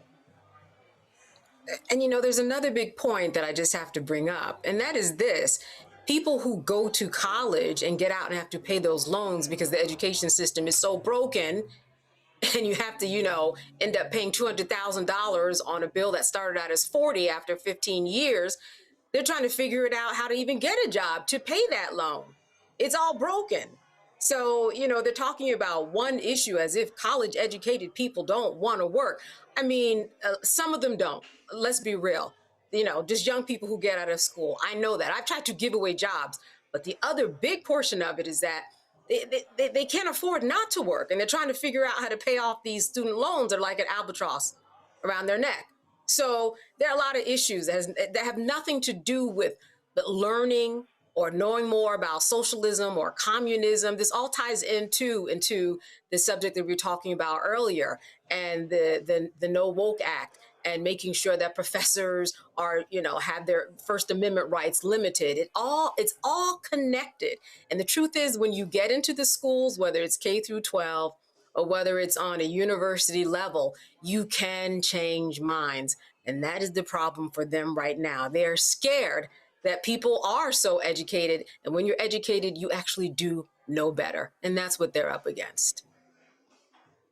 They also know educated people can see through Fox News' BS. We saw in the last election, and it was shown in the data, Matt, that the more educated a person presented with the facts, they can call out Fox News BS, as opposed to them feeding people who are not educated, who go, well, you know, Sean Hannity said it, so it must be right. Yeah, full stop. See also, Ted Cruz went to Princeton and Harvard. Josh Hawley went to Stanford and Yale. So these educated people that are their manipulative overlords are leveraging this. Oh my both God, ways. Matt, you left out John Kennedy in Louisiana. Well, all of a sudden, he's talking with this drop. He doesn't even talk like that. Also Harvard educated, and so his whole accent is a shtick. It's fake. Yeah. So I think I've said this on this show, but this is why I find particularly Josh Hawley and Ted Cruz to be among the most insidious politicians there are, because they're very highly educated. I think one or both of them were valedictorians. They're not idiots by any stretch, but they know that there's a very large contingent of people out there who feel this country was stolen from them, particularly, you know, poorly educated, middle class, white people, right? So they stoke that fire despite being in the upper echelon of society and laughing at the plebes nonetheless, right? So this is intellectually dishonest. It's problematic, especially because if you listen really deeply to what Lawrence Jones said, he said, oh, we go to college and it's supposed to be about open debate. The same people who are trying to vilify open debate with the Stop Woke Act, right? You can't have it both ways. And what it comes down to is exactly what you said. They don't like educated people because educated people think critically. But what I think is especially dishonest is very educated people are at the top of their J.D. Vance, did he go to Yale Law School? You know, right? They know that what they're doing is they're pissing off people who feel this country has been stolen from them, and they are vilifying education to say, see, that's another thing that these blacks and these women and these whomever else took from you, right? They went and got this fancy degree, and now they're living the life you're supposed to be living. That's what we're hearing without them saying it, and that's why I think it's intellectually dishonest and particularly insidious. Michael. Yeah, Roland. So we know Lawrence B. Jones is the court jester of Fox and Friends, but I want to point out something. That was Brian Kilmeade that was there in that segment, that first clip that you showed with Lawrence B. Jones. Back on October 18th, 2024, Donald Trump, during the campaign, was on Fox and Friends, and Brian Kilmeade asked him, what if one of these liberal states, like California, for instance, says we're going to teach this new history where the country was built on was built on stolen land built by slaves? What would you do? Donald Trump said we would stop sending that state money for education. He's talking about the Department of Education. He said we would stop sending them money. Okay, when you have dictators, they attack institutions of higher learning, because the resistance is going to come from those that have the most education, because they really can see what you're doing. Okay, people who have taken a political science class can see through Donald Trump's nonsense. They can see through Fox News. But when Donald Trump said, "I love the uneducated," he wasn't lying.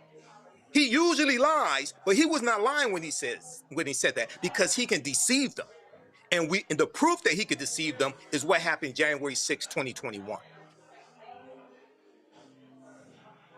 I'm so glad Matt brought up J.D. Vance. So, J.D. Vance was talking about fraud, and he said this. We've got a party that is fighting for fraud and a party that is fighting against fraud. We've got Run that back one more time. We've got a party that is fighting for fraud and a party that is fighting against fraud. Run that back one more time. We've got a party that is fighting for fraud and a party that is fighting against fraud. Interesting. So, I am reading, Matt. This is a tweet from Benjamin Penn. He's with Bloomberg. He's a senior reporter, Department of Justice, Bloomberg Law. Scoop. This is 4 hours ago on Twitter. Trump DOJ to drop charges for alleged $722 million crypto Ponzi schemer just before trial. Bid Club mastermind said he built scam on backs of idiots and sheep. He hired Trump-connected lawyers to lobby DOJ headquarters for relief, overruling New Jersey prosecutors. We can read off a line of people that Donald Trump has pardoned and allowed them to keep the money, people who Ponzi schemers, defrauders, folks have stolen. And so Trump's idea is that all of these people are the victims of overzealous prosecution. J.D. Vance, the party you're talking about who is protecting fraudsters, it's yours. 100% right. 100% right, which is exactly why the last time I was on this very show, we talked about Mike Johnson talking about them being afraid of the investigations. Remember that conversation? And that's exactly what is coming, because there's been, this is administration and those connected to them have been replete with fraud. And that's what's so dishonest about this. This is exactly why you want uneducated people, because people who are paying any attention at all are going to say, you're talking out of both sides of your head. You're saying it's about fraud, but every week there's a new corruption, issue, or every new metric we hear is that the Trump family has made something like $2.2 billion his net worth has gone up since he's been back in office, and a lot of it is connected to crypto. It's just out and out corruption, and it's out and out fraud. But if you move the goalpost, and if you control the messaging, and if you make the messaging, stronger from the Republican side than what the Democrats have come up with, then you get that contingent of people that you need in your base to give you a one-off and let you get away with anything. And that's what we're seeing. We're seeing a massive grift on the greatest scale ever right before our eyes, because instead of calling it fraud, you just say the other guy's doing fraud while you continue to commit it. It is beyond laughable, Candace, to look at this, the richest cabinet in history, how Donald Trump is just letting these rich folks escape, and these dumbass maggots out here who are broke as hell keep lifting this guy up. And I'm like, he doesn't care about you. He cares about rich people. But these people are so clueless and so uneducated. They are in a cult where they think he is absolutely their God. Mhm. And that's exactly what I was going to say. I was going to use the word cult. Go through and look up what cult, what it means to be in a cult, all the boxes that you have to check. This is someone who they look up to as a god. They don't know what he's about. They don't know what they're doing. They're not educated enough to understand what they've gotten into. And then another part of me is like, do we really dignify this? Isn't this the White House that had the WWF in front of the lawn of the White House? Is that who we're talking about here? The other thing is that, when we think about how Trump and the executive branch of the government functions, you say something enough, it gets into people's heads and they ultimately believe it. This is just another same old play from their playbook that they're going to keep on target up until next week and say it enough, and people ultimately believe it. And that is also what happens in a cult. You plant that seed, you say it enough, and somebody ultimately says, you know what, that's true, because I've got all these other co-signers around me that are saying that's true. And I'm caught up in my own world and don't even understand or have the level of intelligence to understand that there's a whole world out there that sees that I'm crazy. They don't see that. They don't see that at all. No, they don't. And Michael, they just believe whatever this.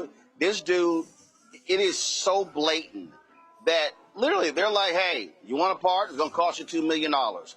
The biggest business today for lawyers is, if you're a Trump-connected lawyer, these folks are blowing them up, just buying their way out of jail. And Trump was like, hey, yeah, don't worry about it. Y'all just keep the millions upon millions y'all stole from other people. It's all good. You can go ahead and go home. You can go back to your yachts, and you can go back to your mansions. Yeah, Roland, the Republican Party used to be the party of law and order. They said they can't claim that anymore. They can't claim family values either. They can't claim fiscal responsibility either, because Donald Trump has shredded all of that. There's an authoritarian tactic, hitting on Candace's point, where you repeat a lie over and over and over again, and fools will believe it. And this is something that Trump does. This is why he targets the uneducated. And it's when you go through and study how this works, it's usually the highly educated, like the people you mentioned, John Kennedy out of Louisiana, J.D. Vance, Yale law degree, punk-ass Ted Cruz, is usually the elite that have these elite degrees that manipulate those that don't have them, okay? So these are things that we warn people about, but this doesn't surprise me. Donald Trump is corrupt and rotten to the core, and we're going to see more of this. Hopefully, there's a reckoning. If Democrats take control of the White House in 2028, take control of the Department of Justice, hopefully there's a reckoning on a lot of these acts that have taken place. But I wouldn't be surprised if Trump gives himself a pardon on the way out the door. Well, I just saw this story right here where the this guy was pled guilty. He owned Epoch Times. It says a former Epoch Times executive pleaded guilty to a $67 million fraud scheme that helped fund the right-wing newspaper. This is from Courthouse News. Trust me, in a couple of weeks, don't be shocked, he gets a pardon from Donald Trump. All right, folks, got to go to a break. We'll be back. Roland Martin Unfiltered right here on the Black Star Network.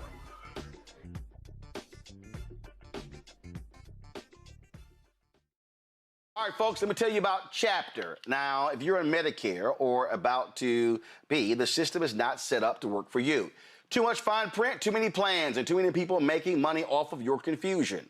And look, we're used to this. We're no strangers to systems that don't have our best interests at heart.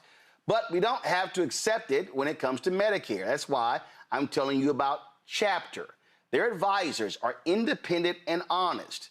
In fact, they're the only Medicare advisors that compare every plan nationwide. And they're focused on one thing: what works for you. If there's a better plan out there, they'll find it. If you're already in the right one, they'll tell you that too. There are no games. Just last year, people who switched with Chapter saved an average of $1,100. It's 20 minutes and a real person. It's completely free. My parents actually have already called. My mom sent me a text. Folks, give Chapter a call at 724-264-8281, 724-264-8281, and connect with someone you can trust. Folks, these are the kind of services that we need for our audience here at Roland Martin Unfiltered and the Black Star Network. So call Chapter right now, 724-264-8281. My name is Lena Charles, and I'm from Opelousas, Louisiana. Yes, that is Zydeco capital of the world. My name is Margaret Chappelle. I'm from Dallas, Texas, representing the Urban Trivia Game. It's me, Sherry Shepard, and you know what you watch. Roland Martin on Unfiltered.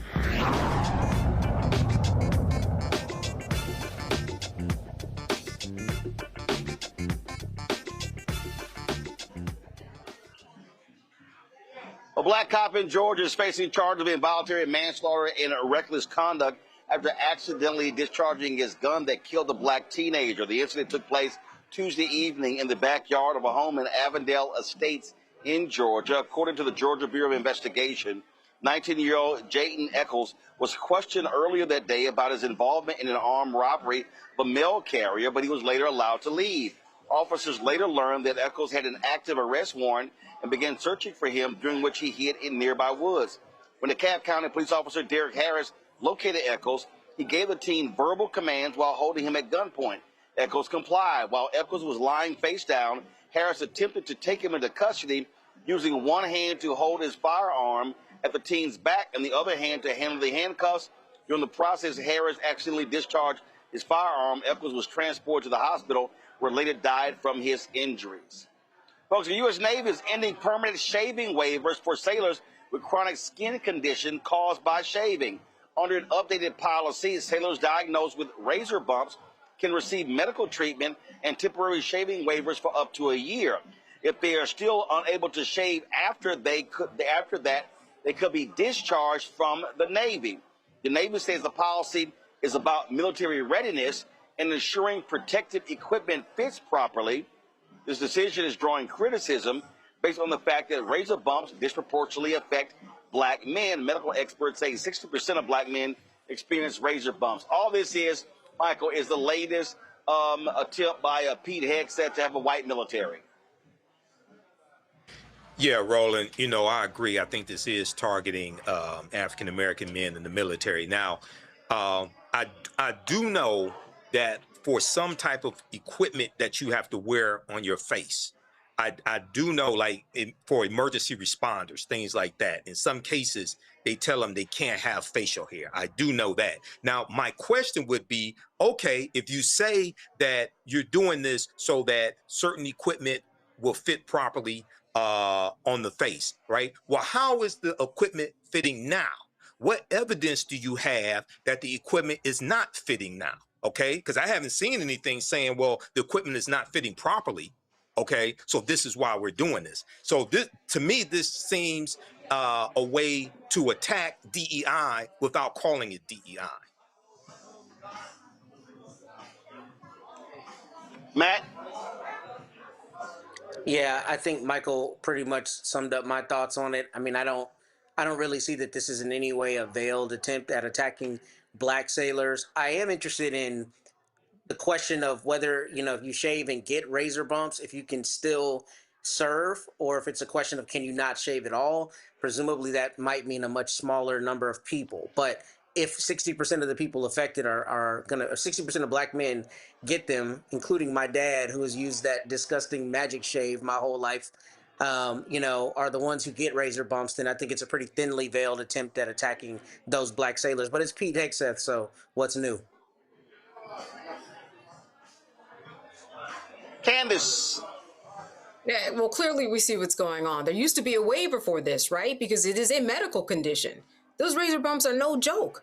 we've seen the extremes of what razor bumps can look like. Like Matt said, we all know about the creams and how it smells and the process and surgeries that, Black men go through. So this was a change because of what they ultimately wanted to do, which is meet their goal of getting rid of Black men in the military, because now it's a very strict scrutiny rule. But if you look at this has to do with medicine, having a medical condition. And when you have a medical condition, you have rights. And if this goes to court and if anybody fights it, it's going to be fought on those particular medical rights that you have. It's just something too that you can't really explain unless one, you're a Black man and have experienced it and share it. And these aren't the people who are looking at this situation. They don't know what it's like to have razor bumps to the extent that we have seen Black men have those razor bumps. And might I say, Black women too. I'm just being real, right? Because Black women, sometimes they have to shave too when they get some of the same results. So it all has to do really with, getting rid of, diversity, getting rid of inclusion in this process in the name of medicine. We are going to see lawsuits. All right. Let me thank Candace, Matt, and Mike for being on today's show. I truly appreciate it. Thanks a bunch. We're going to go to a break. When we come back, I'm going to talk to the co-founders of a new company that they want for Black businesses to have a better shot at getting contracts all across the country. I'll talk to them live from Houston. You're watching Roland Martin Unfiltered right here on the Black Star Network.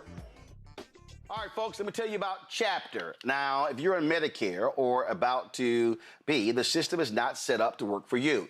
Too much fine print, too many plans, and too many people making money off of your confusion. And look, we're used to this. We're no strangers to systems that don't have our best interests at heart. But we don't have to accept it when it comes to Medicare. That's why I'm telling you about Chapter. Their advisors are independent and honest. In fact, they're the only Medicare advisors that compare every plan nationwide. And they're focused on one thing: what works for you. If there's a better plan out there, they'll find it. If you're already in the right one, they'll tell you that too. There are no games. Just last year, people who switched with Chapter saved an average of $1,100.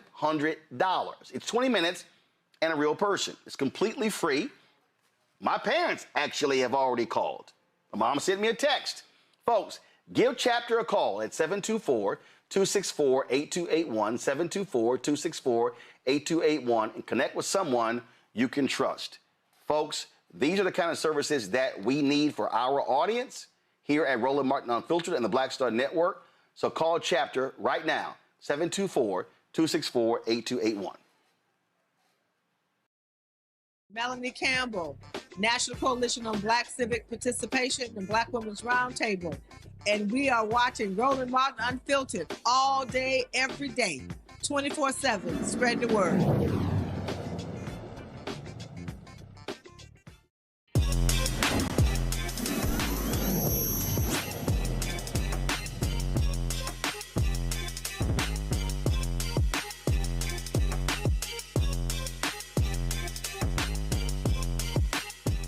And forth.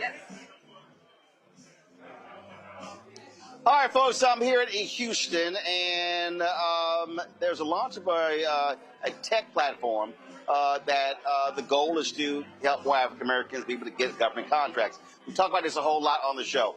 Billions of dollars spent every single year on cities, school district, county, state, federal contracts. Last year, President Joe Biden, some $10 billion in federal contracts went to African Americans. That was 2%, not a great number, but it also was a record number. Here in Texas, the Texas Hub program was disbanded by Republicans here, but this is still about, when you look at the opportunities for African Americans to be able to build businesses, government has been the #1 place for the past 40 years for Black businesses. And so my next two guests co-founded a company called First Bid, utilizing AI technology to be able to sort of make it easier for folks to be able to seek contracts and find them. Oni Nolisa is joining us, Christy Parker as well. Glad to have y'all here. So explain to us, what exactly is First Bid? Thank you so much, Roland. So First Bid is a government intelligence platform that aggregates information from different federal sources, local, and county sources into one position for different, if you have a small business, if you're a certified small business, woman-owned business, underutilized business, you go on there, you type your codes in, and then we created a platform where everything is synced to one. So hold it right there. Hold it up. There you go.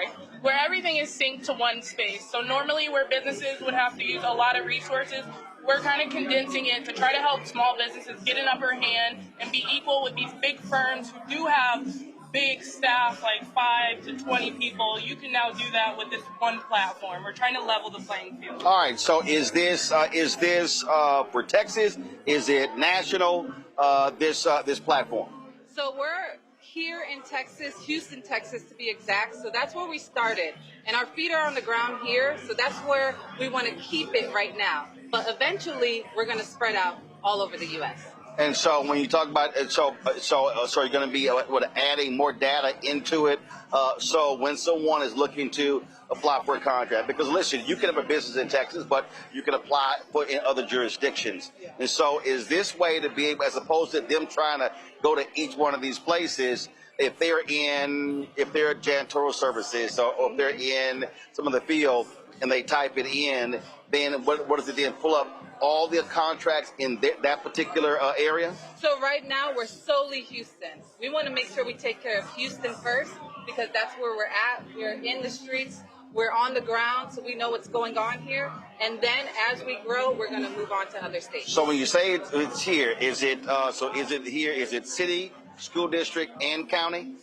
And state? Yeah, so right now we have federal, city, school districts, TxDOT, the jail system, actually all of the universities. So even let's say you wanted to bid at something on A&M, you can do that. All of those sources throughout Texas, it is coming into as far as universities. And so we're starting in Houston, but our next city we want to go to is Dallas, and then eventually go to every metropolitan area in Texas before we continue to go on nationally. So did y'all have you also talked to business owners, and they share the issues that they've had in trying to navigate, because it is not an easy process. Listen, that's what we've been doing for the past year, and we've heard the small businesses, and they have a lot to say. With the over 30 sources they have to pull these contracts from, and sprout, and just have so many team members try to find these opportunities. It's hard, especially when you're just trying to work and make money. So we've spoken to all of them, and we hear what they're saying, and that's why we built First Bid. All right. So now, is it a free app? Is it a cost per month, per year? How does that work for businesses? Now we do have a free starter profile, and that will give you all of the federal. That'll give you 50 federal opportunities a day. And then we have for $99 a month, we have our basic plan. And then for $299, we have our pro plan, which is the one we really suggest businesses looking to grow to do that. On there, you'll get 15 proposal generators a month. So not only are we giving you the resources to find it, we're also giving you the resources to generate the proposal, because that takes a lot of time and effort and resources. And we're really excited about that, because usually small businesses are putting out maybe 10 bids a year, which is not a lot. But with this, if you're getting 15 a month, imagine how much you can do. Last question. Does your app also assist with minority certification? Because that's also an arduous process for a lot of minority-owned businesses. Even though I hate it. Like, I've had people hit me up. They're like, "Okay, y'all minority certified." I'm like, "Yo, I'm black." I said, "I don't need to certify what the hell I am."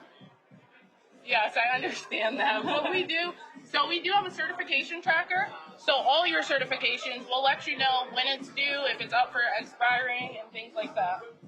So we also, on our platform, suggest what you should have. After pulling your data from your capability statement, your website, we'll go ahead and look and see what you should be having as a certification if you don't already have it. So that's where we're at right now with the site. All right, so folks want to access it. Where do they go? Firstbidpro.com. So it's right now it's web-based, but will you have an app? It's web-based. Okay. All right. We appreciate it. Thank you so much, Nolan. All right. Thanks a bunch. Folks, I'm going to go to a break. I'll be right back. Roland Martin Unfiltered right here on the Black Star Network.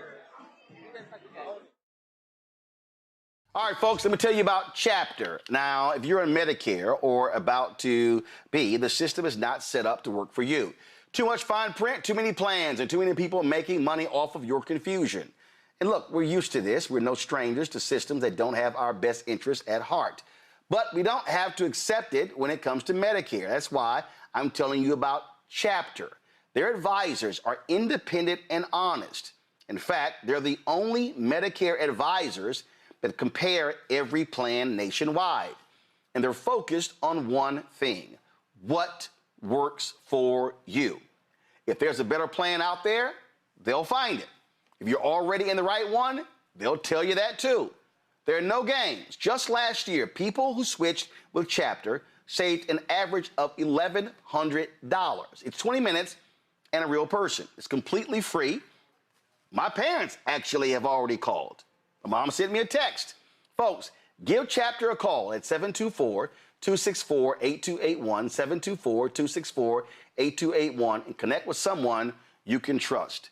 Folks, these are the kind of services that we need for our audience here at Roland Martin Unfiltered and the Black Star Network. So call Chapter right now, 724-264-8281.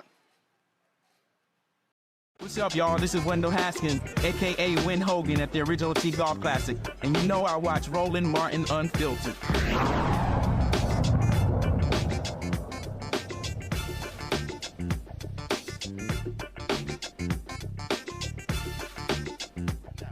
All right, folks, welcome back. So my next guest, she's actually been on our show before.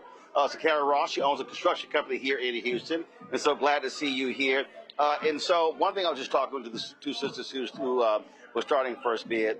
A lot of people really don't get how arduous the bidding process is and trying to figure it out. You have a construction company. You started with your dad. Just explain to people how it ain't the easiest thing in the world when you're when you're a small business and you're trying to bid on city and county and university and all these contracts out here. So yeah, Just hold up a little bit. You're absolutely right. It's not an easy task. And for me, when I started out, a lot of my contracts were coming from like relationships that I had built. And so I got a little spoiled that I wasn't having to go through the actual bidding process. Oh, you were getting the hookup? However, I wouldn't even call it the hookup. Right, but just folks you do. I got connected and I did some amazing work, and I take pride in my work. And so that's how it works. You know, you've got a lot of contractors out here, and it's a tough game. And everybody they don't operate with integrity, and you have to take into consideration just getting projects done on time, and there's a lot that goes into it. So when a client finds someone who does a great job and takes pride in the work they do, they're going to come back. And so it just happened that, you know, I was able to get referred and consistently got referred, and then, but the tables turn. They do turn, and sometimes being an entrepreneur, you hit a down spot. Yeah, but so also when you want to build capacity, I mean, you want to be able to build and grow. Absolutely. So then I did. Things slowed up eventually, and I had to jump out there and really start that bidding process. And I think I try to not look at myself so much as a small business anymore, because sometimes if you think that way, you operate that way. Well, I understand the federal designation for a small business is 499 employees or less. Well, I'm still a small business. so no, you don't have to knock it again. That's literally how they classify a small business. Yeah, but I understand that speaking to the bidding process because it can be so intimidating. Yeah. And you know, general contractors, you have bonding that you have to consider, and it's like, well, what's your bonding capacity? And a lot of companies are like, well, we can't get bonded. Well, you got bonding capacity. One of the things that jumps out that is real. Is also the fact that when you're dealing with governmental entities, you have to float your business. Absolutely. A lot of them are paying net 180, and so you're talking about you're going to carry your business for half a year before you get paid, and that's always another issue, which is why one of the things that Maynard Jackson did in Atlanta, what he did was he said to banks, if we're going to put our money into these banks. And what you need to be doing is providing lines of credit to these folks who who get city contracts. Absolutely. I've been doing a lot of work recently. I don't know if you've seen, but I'm doing a lot of work with Prairie View A&M. And so now I'm going I follow you on Instagram. I've been seeing your work. And I chuckled today because I've tried to get lines of credit with Chase, which I've had since I started my business, and they're not really that interested. Right. Construction's high risk, they're not that interested. But as of the last 6 months, my business is doing better. And every time I go, hi, do you have a personal banker? Every time I make a deposit, they're approaching me. And because I know it's still a process. Now, see, that reason, but it is funny because now I got their attention, and they're like, oh, okay, well, let's figure this thing out. Well, the reason I'm laughing, I remember when I wanted a business credit card through Chase, and had about $250,000 in the bank, and we got denied. And I went, oh, okay. Took all my money, personal and business, moved it out of Chase, and I was like, that's how y'all want to roll, that's not a problem. Because my whole deal is, what people have to understand, when you're in business, a banking relationship is critically important, and many black banks found it out during COVID. So what happened during COVID was they had personal accounts or business accounts, but they didn't have a banking relationship. So when it came to the time to apply for PPP loans, they were like, okay, we'll get to y'all when we get to y'all, and that was a problem there. It's absolutely about relationships, and I went through a program here in Houston, and after I went through that program, I decided I was going to start making more relationships with smaller banks, but building those relationships with someone there so that when the time comes, it's an easier transition than going to a Chase or a Bank of America. Yep, absolutely. Well, Scara, good to see you, and I'm glad to hear that business is doing well, because we had you on, what, 2-3 years ago? And I want to thank you and your network, all of your viewers. I've received some customers from being on your show. A lot of people reached out to me, and I appreciate your support. I truly do. Cool. Sounds good. Yeah. All right. I appreciate it. Folks, that is it for us. And actually, not is it for us. I talked to the Attorney General of Virginia, Jay Jones. We were in Richmond, Virginia for the Commonwealth Gala, and we talked about how he's helping lead the fight against Donald Trump. Here's our conversation. Joining us right now is the Attorney General of Virginia, Jay Jones. How you doing? I'm well. How are you, sir? I'm all good. Good seeing you. Good to be back. Absolutely. Welcome back to Virginia. I appreciate it. Frequent flyer. Yeah, I got a few miles on the airlines. I got a few. To Virginia, because you've been here for us a whole bunch, and we're grateful. I actually live in Leesburg. There you go. So I'm still registered to vote in Texas. Okay, that's why I thought you were. Yeah, I'm still registered to vote there. That's my homestead. I live here, so but yeah, I got. Matter of fact, if I had to add it up, I think I got 3.1 million miles on 3 airlines. So I got a few. I gotta start flying with you. I got a few. It's been what, 6 months since you've been AG? Just about. How's it gone so far? You know what? We hit the ground running. First black attorney general in the 407-year history of Virginia.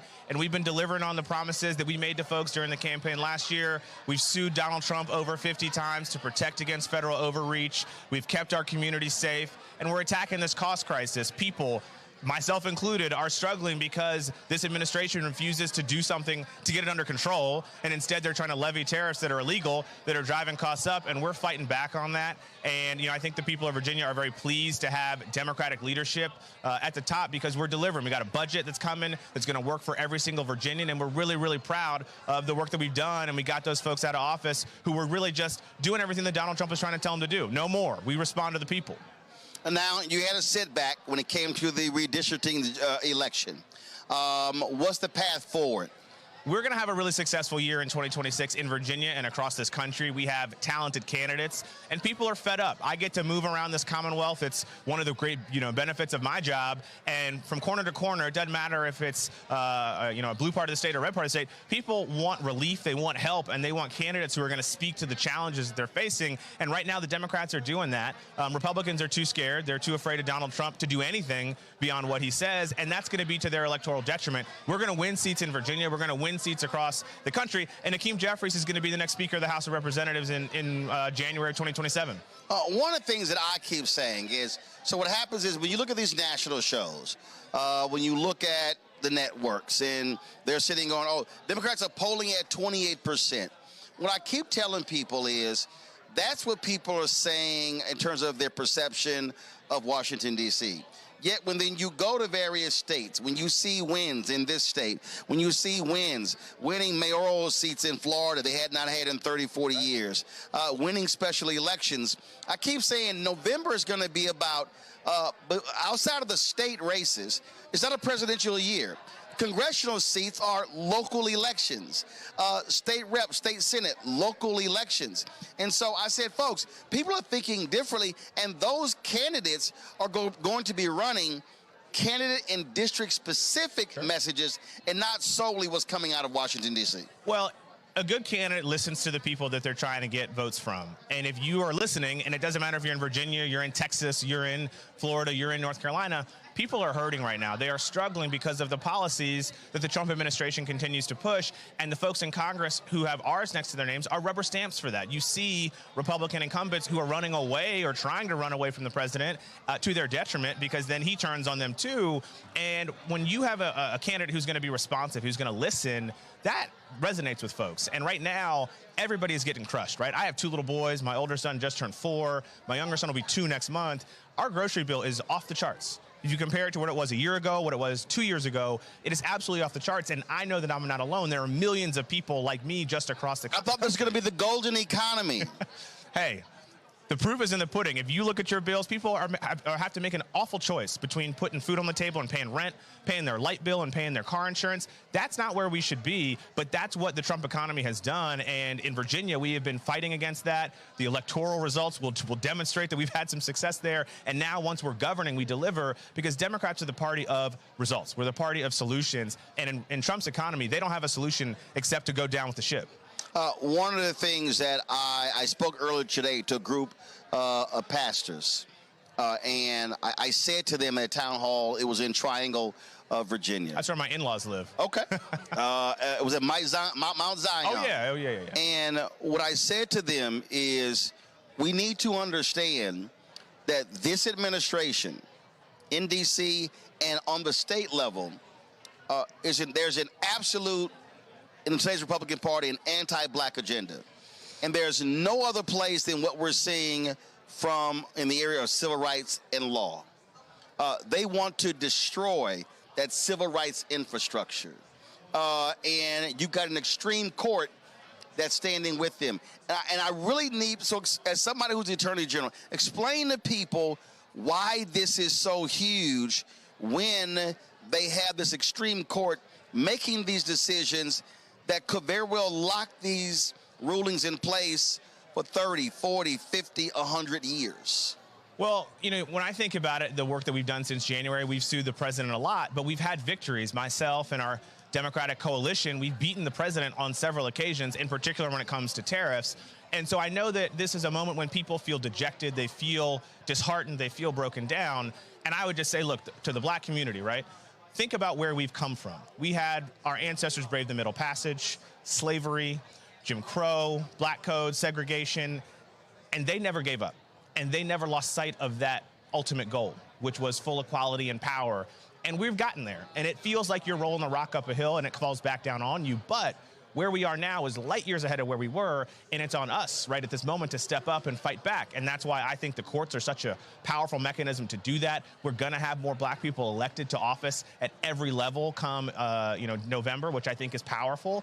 You think about the Black Caucus here in Virginia in the legislature, 36 members, the first black attorney general, the leadership in the General Assembly are black people. Virginia sets the model for how things should be and where we can go. And so in my office, we have fully staffed up our Office of Civil Rights so that we can protect people here in Virginia. When the federal government doesn't want to do their job, I will happily step in and protect my citizens, and people across the country are looking to their attorneys general to lead in that same way. And I can say that the Democrats have delivered on that too. Well, that's one of the reasons why I've explained to a lot of people why we cannot ignore these statewide races in down ballot, because you might have this chaotic, insane federal Department of Justice, but when you have frankly, black Democrats who are attorneys general, now all of a sudden that changes the game. And so just like people didn't understand the power of a Secretary of State until Bush v. Gore in 2000. Folks are like, oh, Secretary of State, I don't know what they do. They're a secretary. They learn in Bush v. Gore who the Secretary of State matters. These statewide races are really important, and it could be a Secretary of State, it could be Attorney General, it can be your treasurer, it can be your chief financial, whatever you call these offices. Everything has a role and a purpose to play. In the era of Donald Trump, when they are taking, massive steps to expand their power through the presidency, and we have to fight back. Right now, it's on states to step up and to fight and to protect and defend, and we're doing that. And that's why I'm so optimistic about our ability to take back seats in Congress so that we can have the other branch be a check on the president, because right now, attorneys general, we have been the ones holding the line to keep democracy from breaking, right? We are in a very deep bend. The founders designed the system to ebb and flow and to withstand, but we've never been closer to the brink, and it's attorneys general who have done that job, and I'm proud to stand with my other 23 Democratic colleagues to do that, and we need to get Congress back so that we can get some help. All right, then. Attorney General Jay Jones, I appreciate it. Thank you very much, sir. Thanks Always a bunch. great. All right. All right, folks, that is it for us. I got to step over and say a few words here at this event here. Y'all know we are huge supporters of black businesses, so anytime we can uplift black businesses, we will do so, which reminds me, please support the black businesses that we elevate on this show through our Shop Blackstar Network.com website. We have more than 50 businesses on our marketplace segment. So if you actually go to shopblackstarnetwork.com, you will see all those products. If you look in our studio, all of the products you see there are black-owned companies, amazing companies with great products. And you've got backpacks and crossword puzzles, and you've got candles, and you've got a car wash solution. I mean, you've got all types of products. And so we want you to support those companies by going to shopblackstarnetwork.com. Of course, when you support those black-owned businesses, you support this one. And speaking of that, our goal is to get 20,000 of our fans contributing on average $50 each a year. That's $4.19 a month, 13 cents a day. It goes to support all of the shows here, this show and the others here on the Black Star Network, allow for us to be able to travel and do things like this and cover the stores all across the country. And so if you want to contribute via Cash App, use the Stripe QR code. You see it right here on the screen. That's for credit cards as well. If you're listening, of course, go to blackstarnetwork.com for ways. You can see on the site for ways to give. Checks and money order, make it payable to Roland Martin Unfiltered. P.O. Box 57196, Washington, D.C. 20037-0196. PayPal is R. Martin Unfiltered. Venmo RM Unfiltered. Zelle, Roland at RolandSMartin.com. Roland at RolandMartinUnfiltered.com. You can also, of course, download our Black Star Network app. Apple phone, Android phone, Apple TV, Android TV, Roku, Amazon Fire TV, Xbox, Samsung Smart TV. We got Roku as well. And again, we talked about our donors. Y'all, we are almost at 50,000. We have had a total of 49,498 donors. And so we certainly want to hit that number. Don't forget, if you also want to get our Roland Martin Unfiltered swag, go to shopblackstarnetwork.com. Our hats and T-shirts and zip-ups, all that good stuff. Plus, we got our America 250 shirts there as well, our Juneteenth shirts.